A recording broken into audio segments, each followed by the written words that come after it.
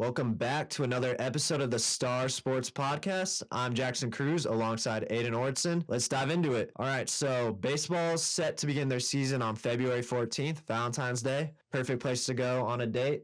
So baseball, they finished the 2024 season with a 27-29 record, 13-17 record of conference play, marking first losing season since 2021. They had high expectations going into the season as they were coming off a winning 2023 season and a conference championship in 2022. Aiden, thoughts on the team? Arguably going into this season, they were picked to be 8th in the Sun Belt Conference preseason poll going into this year. And honestly, I think that's a fair pick because obviously compared to last season, the team just didn't perform to expectations. And the fact that the Sun Belt as a whole, especially in the higher tier of Sun Belt teams, are stacked with schools that have made the tournament last year. So I think it's a fair assessment to put them squarely in the halfway point of the Sun Belt. But I also fairly believe that this team has a lot of potential to really be better than 8th place. Arguably, in my opinion, I think they have a lot more talent on this team going into this year compared to last season. It's just they don't have that experience yet. Right. Obviously, they've lost experience the last few years with players either transferring out or just players graduating in general.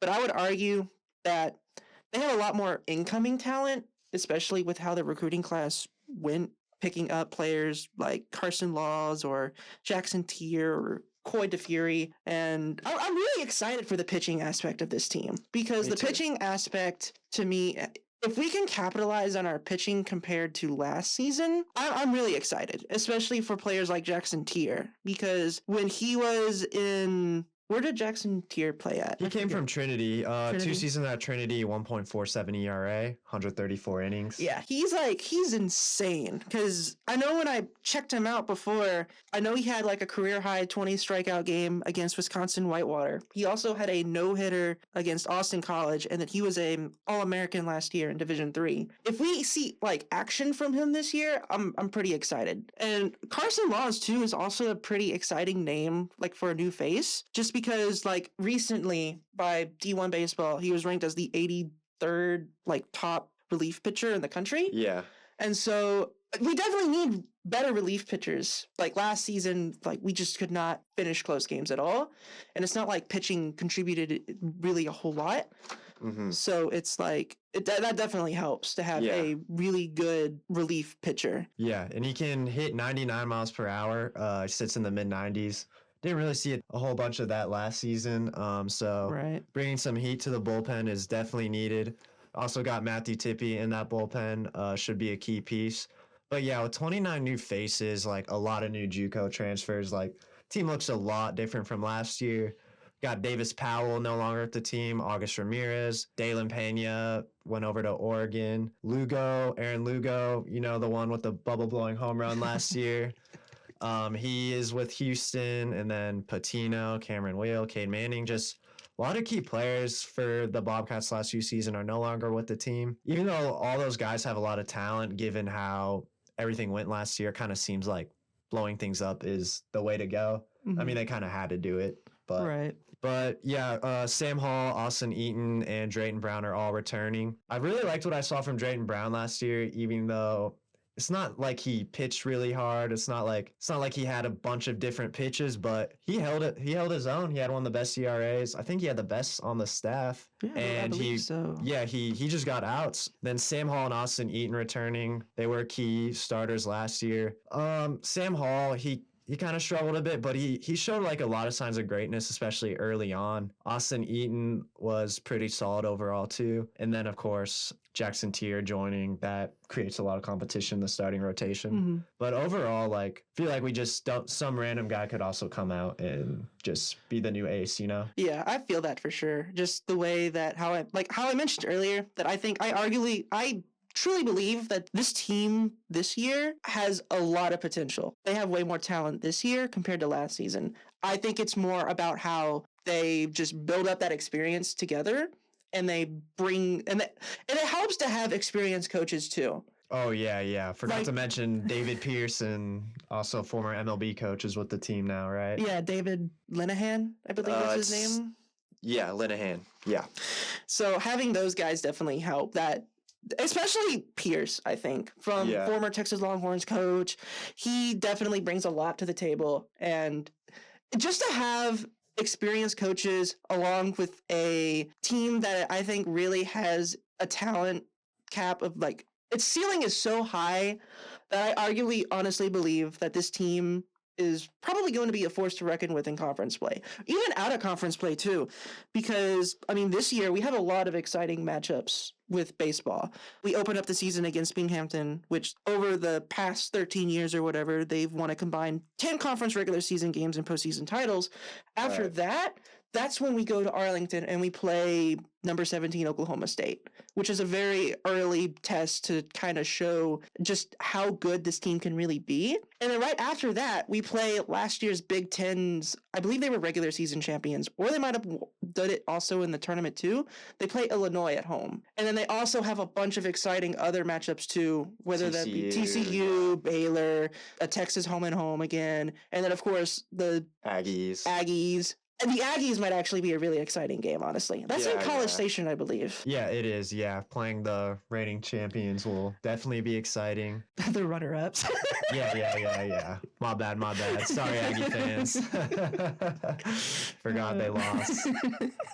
I heard there was a little coaching change with the Aggies. I'm pretty sure. I think like something small, right? I think so. Okay, yeah. But yeah, overall baseball should be a very exciting season, and I like how there's always like big matchups. Like even last year too, big matchups. Series in Houston was very exciting. I'm hoping that game in Arlington brings the same excitement. Oh, I know for sure. Yeah, overall baseball should be exciting. A lot of questions. Really depends on like how Chase Moore returns to freshman year form. Brian Farber can stay healthy, back at his natural position of shortstop. If he can continue playing the way he played last year. There's just a lot of questions, but a lot of upside for the team. So softball just opened up their season, splitting the Texas State tournament 2-2. They opened up against ESPN's number 13 ranked Arkansas, losing in game 1. They lost 3-1, ended in a controversial call on Trahan. She was not happy. Coach Ricky Woodard did not seem happy either. Yeah, I mean, she kind of threw a bat on the ground, which I mean, it was a questionable call. I'm not gonna lie. I mean, I was watching the game at dinner, and I was like, I was hoping for the comeback to be pulled, because if I recall the situation, we had a runner on first and third. It was a 1-run game after an error, and the at-bat looked good, but then that last pitch came to which it was called a strike, and I was just kind of like, there's no like, when you are on, like, if you're watching it on the broadcast or whatever, they don't have like the pitch box or whatever. Right. So it's like you can't really tell if it's inside the box or not. But even then, you could kind of tell that it's like, that doesn't seem like a very good call at all. Yeah. Overall, though, that showing was pretty good for Texas State. Maddie Azua, she gave up all 3 runs, but they're all just 3 solo home runs. But when you're playing 13th ranked Arkansas, only giving up 3 runs, honestly, isn't a bad thing. Obviously, the offense could have done more in that game, but I mean, they were facing like really, really good pitching as well. Then after that game, they went on to beat San Diego 2-1 on Friday, and then they split their doubleheader on Saturday, 3-0 win over Lipscomb and 7-3 loss to Bradley. Takeaways from the tournament? I really want to highlight again the pitching that Texas State softball has, especially with Azua. She was heavily utilized in those first 3 games against Arkansas, San Diego, and Lipscomb, in which over that 3-game span, she went 14 innings. She struck out 12, which I think most of it came against Lipscomb, if I remember correctly. She only gave up 8 hits. She got 1 win, and then she also got a save, a 2-inning save against San Diego. And then out of all that, she came out with a 1.5 ERA. So shout out to her, just being able to be like the most consistent pitcher in the staff, especially since that Arkansas game, she only gave up 3 solo home runs. So you can't even like really pin the blame on her, because throughout the entire tournament, the offense just like, they were out hit in both losses. They only really had more than one hit against their opponents in those Yeah, two it was just wins. one more hit in those 2 wins. So even in those wins, like their offense was just on par with the opponent's offense. And then you had Maddie Azua, Emma Stroud from LSU. A little hiccup in against Bradley. She pitched really well. So I mean, I think there's a lot. Obviously, again, this is just the beginning of the season. So I would kind of expect their offense to kind of pick things up as the season goes, especially since the start of the season, we're playing a lot more games at home and just more tournaments. And so, like, I believe this upcoming, when do they play again? I know they play They play on Thursday. They open up the Bobcat tournament. They got 6 games in the Bobcat tournament, which is insane to me. Like, I know softball games are shorter than baseball games, but like 6 games, and they play on Thursday. They got 2 on Friday, 2 on Saturday, 1 on Sunday, which is absurd. But it'll be a good practice. Yeah, honestly, like it's a good way to kind of get into the mix of things. Hopefully offense picks up again. And then it's also a new way to kind of introduce the newer faces on the team. So, having that ability to consecutively play a lot of your games early at home is honestly a great factor, especially against a bunch of like kind of decently great teams, Right. And then for those of you who don't know, the team just looks a lot like baseball. Looks a lot different from last year. Obviously, Mullins is gone, Vanderford's gone, Piper Randolph is gone. Just a lot of key players from the last few years are no longer with the team. So they got a lot of exciting transfers, some from A&M, UNC, and then Stroud from LSU. So I'd say my overall takeaways from the weekend, offense needs to pick things up. But Ricky, like after, I think it was a loss to Arkansas. At some point, she said like she thinks this is the best offense she's ever had. And Ricky, she doesn't lie, So I believe her when she says that. So yeah, I mean, as an Astros fan, I've had to sit through several seasons where I know they're both different sports, but hear me out for a second. The Astros have always started off really cold offensively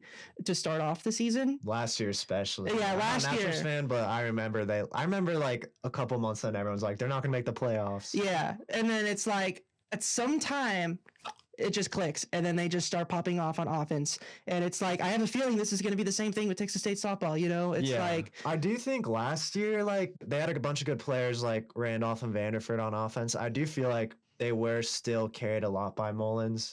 Mullins, like, had the most innings pitched. I know Ricky said she wanted to, like, split the pitching a little bit, like, not just have it all be on Azua. But I just kind of have a feeling that might come into fruition. I know Emma Stroud is very formidable on the mound, but Azua she's just been very, very dominant. So. Yeah, I mean, I think pitching is definitely going to be the highlight. It's just, I feel like for us to really succeed and to get into the tournament, we're going to have like a diverse range of pitching, just like overall in the group compared to having to rely on just 1 or 2 pitchers, because at some point, what if one of those players gets hurt? Yeah, that's true. Then you're just running on fumes, and the depth could just be really like pressed off against, and it's like... Yeah, but I mean, last year they were good, and it was like, well, I think they still would have like made a run at winning the conference without Mullins. I don't know. Kind of feels like without Mullins, they wouldn't have gone as far as they did. So yeah. We'll just see how it goes. Like I said, I think the offense will pick things up. They got the Bobcat tournament coming up. Let's go into some quick basketball notes. So men's basketball, it's overall been not the best season. They've lost 5 straight in a row, dealing with the Morgan and Drone injuries, but still all the players on the court, there's been poor shooting, poor rebounding. Just seems like they're consistently being out-rebounded and outshot on a regular basis. Yeah, there's not really a whole lot of positives to really get into men's basketball. Have you ever heard of like KenPom rankings before? No. What is so KenPom rankings it's from Kenneth Pomeroy. He makes like a really interesting way to kind of rank all the teams in college basketball. Okay. And so like, for example, number 1 is Auburn, right? And then in the last place, all the way at the bottom out of 364 teams, you got Mississippi State Valley. They're like the worst team with like a negative 41 net rating or whatever, which is really bad. So if you try to find Texas State on there, you're going to find them plopped right at 204. right at that bottom half of the KenPom ranking with a net rating of negative 3.06. And the thing is, it's like their offense is on like the higher tier. Like their offense is like, I think I want to say they're 125 or whatever. They're at least of the Sun Belt. I know they're like they are up there as far as scoring. It's just kind of recently their shooting stats have been poor. Yeah, I feel like, yeah. But I think overall, I think it's their offense, I think, compared to last season, has definitely kind of improved. Mm-hmm. I think during this 5-game losing streak, they've just kind of cooled off. Yeah, but then also Morgan and Jerome, like Coach CJ said, they're all conference players. And I think that's true. So having those players being out. Like, yeah. Their defensive, like, back to KenPom, their defensive ranking is really low. Oh, yeah. That leads to being out-rebounded. Really low. Yeah. Like, KenPom has a lot of rankings to it, but their main ones are offensive and defensive like ratings. Texas State is definitely like a mixed bag, and their men's basketball is just, it's so inconsistent. Like, we haven't made a tournament. We haven't made the NCAA tournament in almost 30 years. The last time they made it was in 1997, I want to say. So before we were even born. It's just really hard to get any positives out of them. It's because you can always say something about how they're just unlucky or their injury, which those things can be true, but at the same time, it's like, where's the depth? Where's the depth? Yeah. Where's everything to go there? Because when you go to Strahan Arena, whenever they're playing, the only people that you're going to see there is Hellcats, alums, the band, maybe a few students here and there. I know. We might be one of the only schools where, like, I feel like our softball team will, like, outsell. Yeah, and it's like, they need to be supported, but at the same time, not really, this isn't really like as like a diss on them or anything, but it's like they haven't, like, the program hasn't done anything in almost 30 years. But the past 2 years, it's like, it just kind of felt the same way. But like at the end of the season, they kind of picked it up and then will go in deep conference runs. But this year, I feel like they kind of started out strong in conference play. They were like 5-3, I think, to start it off. Yeah. But then, like, the injuries, like I said, like, you can't put all the blame on the injuries, but kind of around that point is where they really kind of started to fall off. A lot of not good things about the men's basketball team right now, but who knows if they can get healthy, and then every team makes a conference tournament, who knows what'll happen. Right. Last year, they got very close to winning the conference. Yeah, and getting that auto bid, which would be nice to get an auto bid eventually. That would be so fun. I would quite like to see Texas State basketball in the NCAA tournament in my lifetime. Yeah. I'd lose every bracket challenge. I'd have Texas State winning every one. And I mean, if we somehow win our, like, an NCAA tournament game, that would be our first ever win in an NCAA tournament, because we haven't won in our 2 appearances there. So it'd be like a pretty historic win. Yeah, it would be. But that's hopeful thinking for sure. And then women's basketball, kind of the same story. 10-13 overall, 4-8 in the Sun Belt, 10th in the conference. Literally the same exact story. They have key injuries, but the depth is kind of not there. Just not a good season overall for basketball in general in San Marcos. Yeah. Unfortunately. Yeah. That's all we have for basketball. Let's go into football real quick. So what do you think about conference realignment? I guess that kind of affects all of athletics, but I mostly think about football when we talk about that on a national scale. Yeah, football is, in my opinion, is what drives conference realignment, because because all these major schools that you see, their main flagships in terms of athletics are football, because obviously they generate the most money out of them, right? So like Texas, OU, their main flagships are football. Imagine that. They get invited to this SEC and they swap places with them. And then, of course, a bunch of other schools too, like the Big 12, adding 4 teams. They haven't even added just 4 teams. They added 4 teams from the mid-majors, like Houston, all those schools from the American. And then they also just snatched whatever teams from the Pac-12. So conference realignment is really more of a football-driven thing, but it's also choosing the right moment, especially when you're like an up-and-coming program like Texas State. You need to kind of like pick your cards and see if this is the right time to strike, if this is if this is really the right time to make a move to another conference. And I don't have any sources. It's not like I'm like an actual full-fledged person with any credibility at all. But I'm honestly kind of confident that Texas State is going to move to the Pac-12. Okay, if Kev says it, he said that one now get bent, as you pointed out earlier. If he says behind the scenes he's hearing that is probably going to happen, I'm inclined to think there's a very, very good chance it will. Yeah, usually when there's smoke, there's fire. Yeah, I believe so. It's nothing official. We're not saying it's 100% happening, but yeah, I'm confident that a move to the Pac-12 is kind of heading our way. Yeah, me too. And it's just like, should we even do that? Because I know months earlier we got invited to the Mountain West, but we declined it. So I think this is just another one of those things where it's like we have to pick our cards right. Exactly. We kind of just have to lay them on the table and see, should we move to another conference compared to the Sun Belt? Yeah. And like you said, football drives this decision. It'll have nothing to do with the other sports, honestly, even though there is money to be made on other sports. It's a football decision. That's where the money's at.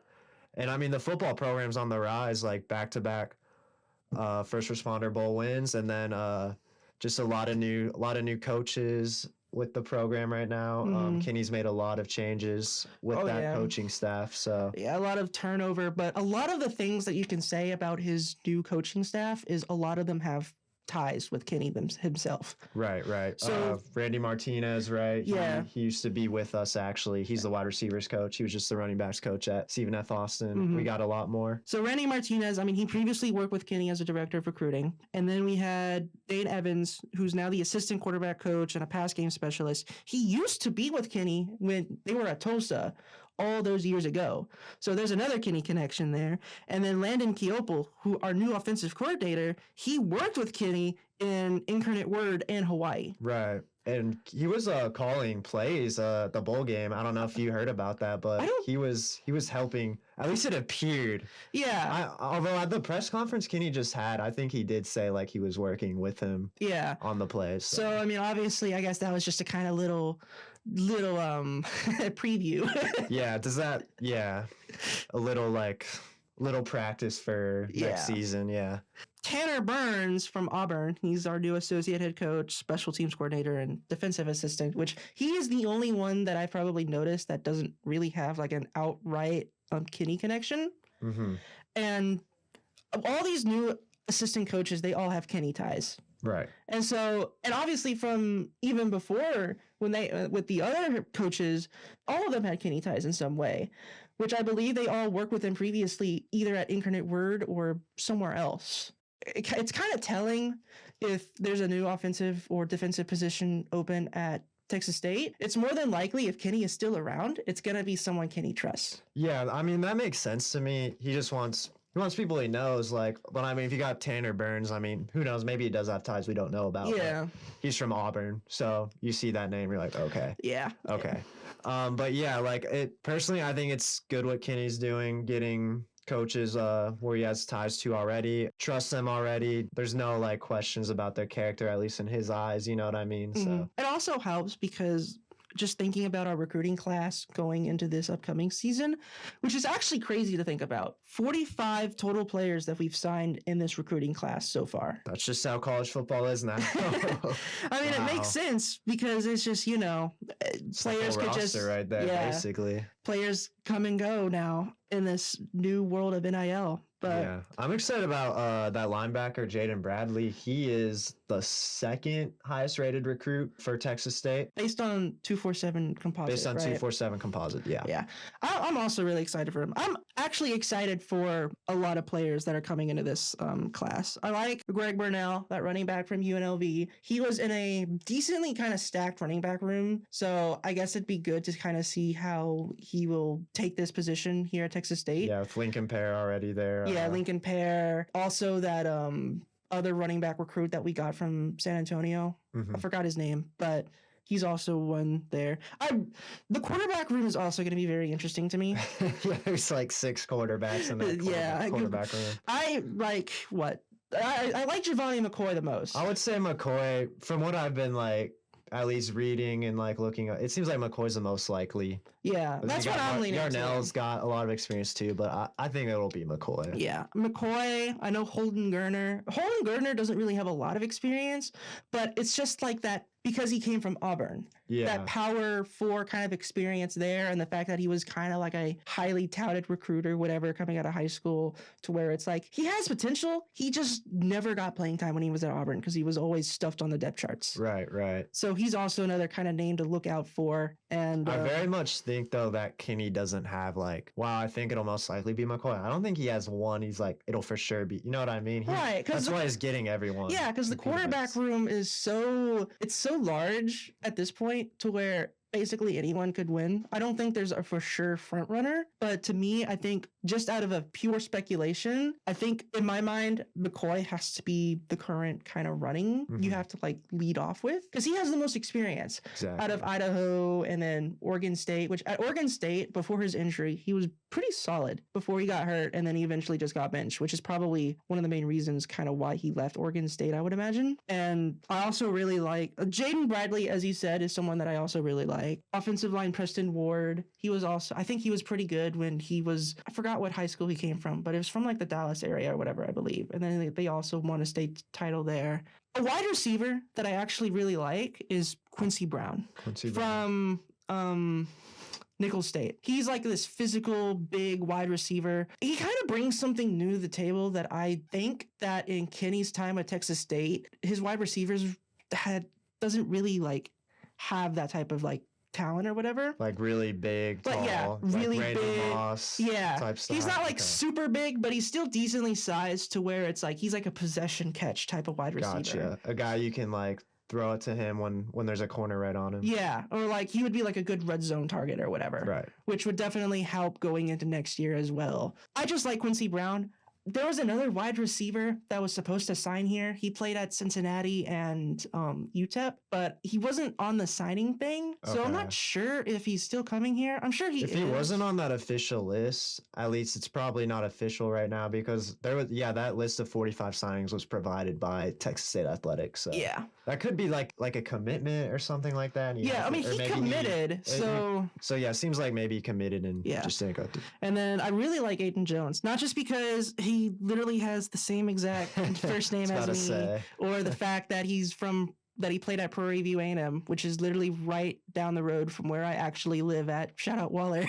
But, Aiden Jones, he also has a bunch of decent stats from his time at Prairie View. A bunch of, I think, not like a lot of sacks, but he was pretty heavily involved with like tackles. He even got like an interception. You never really know with this because in my like recruiting class rank wise, if you look at like a composite score or whatever compared to the conference or anyone else, Texas State is pretty low. But it's like, in my opinion, recruiting class rank doesn't really matter.